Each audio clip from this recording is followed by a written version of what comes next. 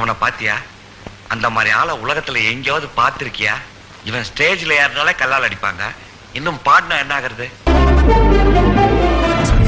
நாயகன், சாமானிய நாயகன், தமிழக தாயமீட்க உறுதி கொண்ட ஒரு மகன். கரெக்டா அங்கேயே துப்பிட்டானே. டாஸ்மாக் 10 ரூபா வசூல் பண்றாங்க. டாஸ்மாக் 10 ரூபா வசூல் பண்றாங்களா? ஒரு நாளைக்கு 1.5 கோடி பாட்டில் விக்குது. உள்ள என்ன நிறைய இருக்குது. ஒரு பாட்டிலுக்கு 10 ரூபாய்னா ஒரு நாளைக்கு 1.5 கோடி ரூபாய். நல்லா என்ன பாருங்க. அப்படி சொல்லி தங்கம் ஒரு நாளைக்கு 1.5 கோடி ரூபாய்.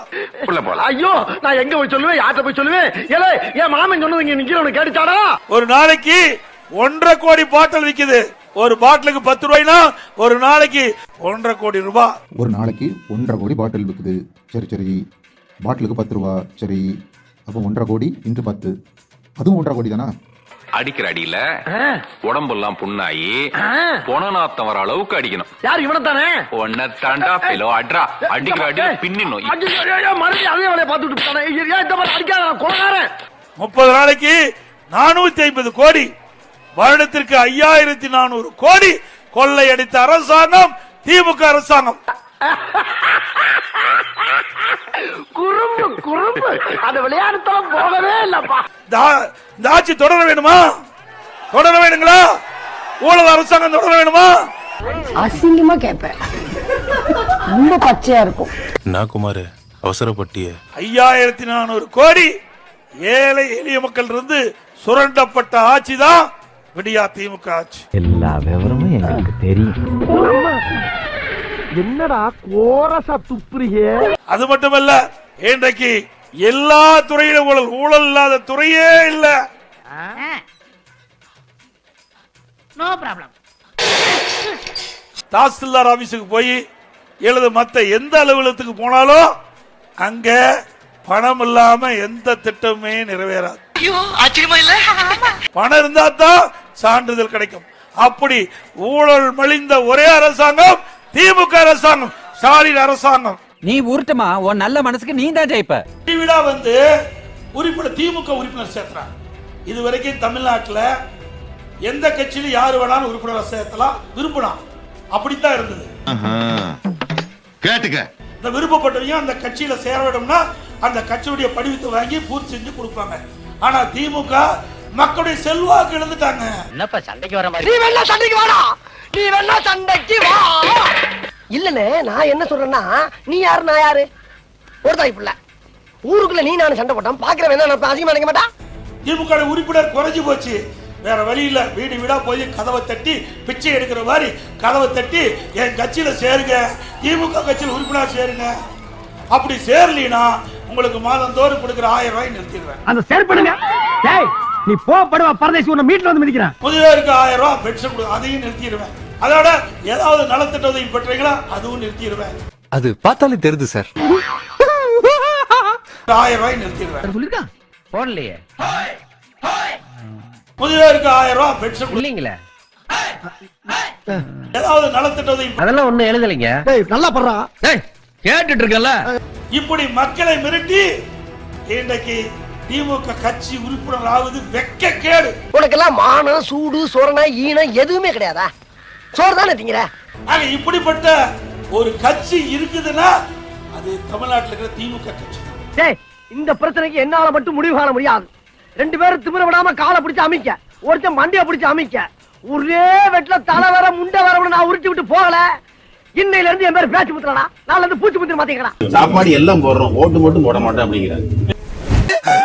ஆஹா, இவன் மண்டை குழம்பி மெண்டலாகி வந்திருக்கானா இல்ல போர் அடிக்குதுன்னு டைம் பாசிங் பண்றானா என்னன்னு தெரியலையே.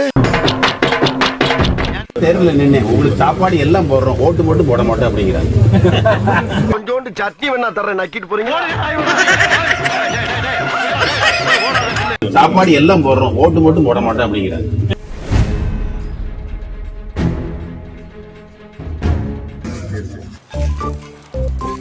என்ன கொடுமை சார்.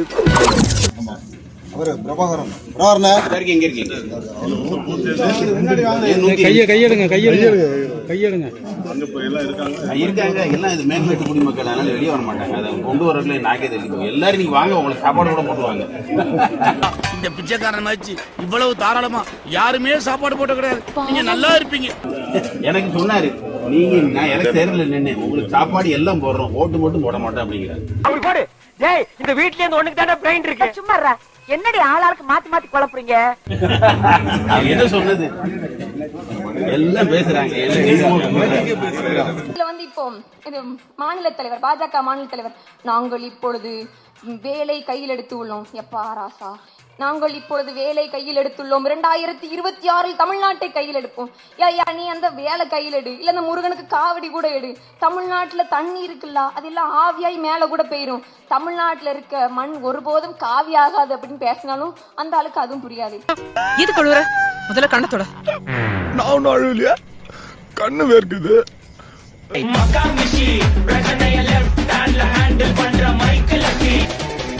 வந்துட்டாயா வந்துட்டாயா. இப்படி ஒரு ஆர்ப்பாட்டம் தமிழகத்தில் எங்கும் பார்த்திருக்க மாட்டார்கள். அந்த மரத்து மேல ஏறாத. மரத்துல ஏறிக்கிற நண்பா, கொஞ்சம் இறங்க இறங்க இறங்க இறங்க நம்புது இறங்க.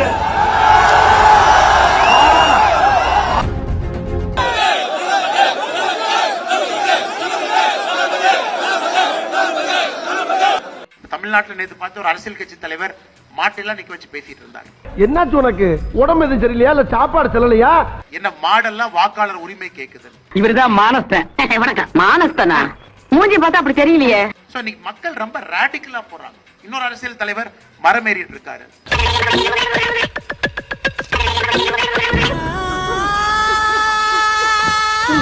So we are seeing everything. அவங்க பண்றது எதுவும் உங்களுக்கு தப்பு சரினே இல்லைங்க. எல்லாரும் ராடிக்கலா மூவ் பண்ண ஆரம்பிச்சிட்டாங்க. ஜப்பான்கார என்னென்னமோ கண்டுபிடிக்கிறா, நான் எதை கண்டுபிடிச்சிட்டு வந்துக்குது. மக்களுடைய மனசை கவரணும். மக்கள் அப்பதான் ஓ இவங்க ஒரு மரமேறி ஏதோ பண்றாரு, மாற்றத்தை இவர் கொடுப்பாரா பாக்குறாங்க. ஐயா, இப்ப எதுக்கு வான்கோழி முட்டை போடுற மாதிரி வாய வச்சு நிறுகிற? Relax moms.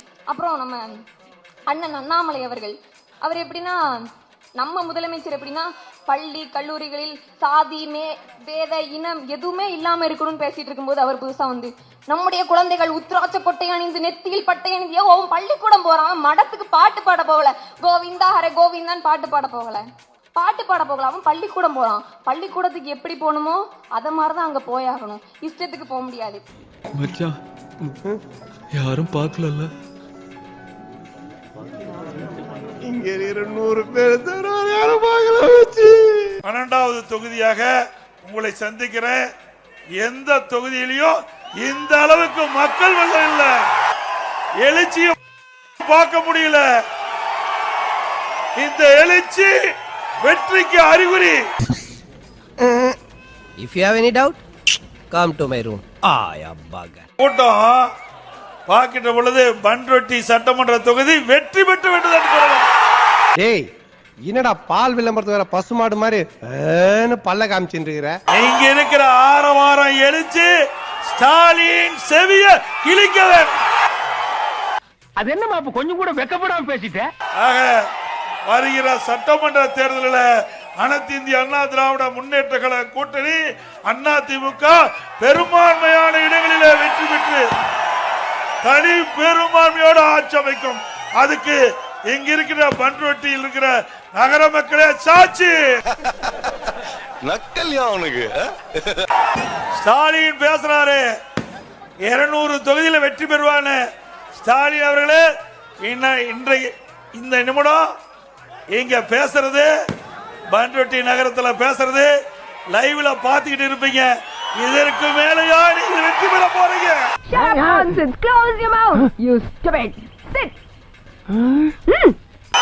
அண்ணா திமுக கூட்டணி 210 இடத்துல வெற்றி பெறும். அண்ணா திமுக கூட்டணி 210 இடத்துல வெற்றி பெறும். எதனால டாக்டர் இப்படி ஆச்சு? சின்ன வயசுல இஷ்டத்துக்கு அரைப்படல் அடிச்சா இந்த மாதிரி ப்ராப்ளம் வரும். இப்போ ஒரு கண்டிஷன். மேமேரேலாஸ். அப்ப அவருக்கு பழசெல்லாம் ஞாபகமே வராதா? Why not? பழைய விஷயத்துல ஞாபகப்படுத்தினா கண்டிப்பா ஞாபகம் வரும். இல்லாட்டி ரூமுள்ள கூட்டு போய் கும்மு கும்மு கும்முன்னு குத்துனா ஞாபகம் வரும். அதற்கு சான்று மக்களிடத்தில் எழுச்சி, வேகம், அவருடைய முகத்துல பார்க்கிற பிரகாசமான வெளிச்சம். எப்பா அல்ல கைய தொல்லை அதிகமாயிருச்சு, நம்ம 2 பேரும் பேசாம கிச்சன் போயிருவோமா?